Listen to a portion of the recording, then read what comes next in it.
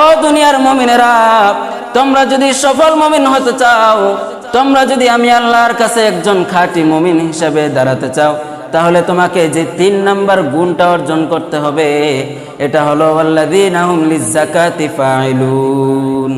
তোমাদেরকে যাকাত আদায় করতে হবে।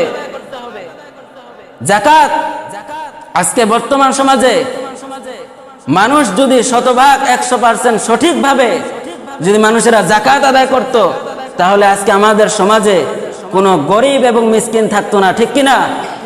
আজকে সমাজে মানুষের দ্বারে দ্বারে গিয়ে ফকিরদেরকে, গরিবদেরকে ভিক্ষা করা লাগতো না। যদি একজন ধনী মানুষ, একজন সম্পদওয়ালা যদি তার সম্পদ থেকে সঠিকভাবে শরীয়ত সম্মতভাবে যদি একজন মানুষকে যাকাত দিত, ঠিক কিনা? আজকে আমরা দেখতে পাই বড় বড় নেতারা, বড় বড় ধন সম্পদওয়ালারা গরিব মিসকিন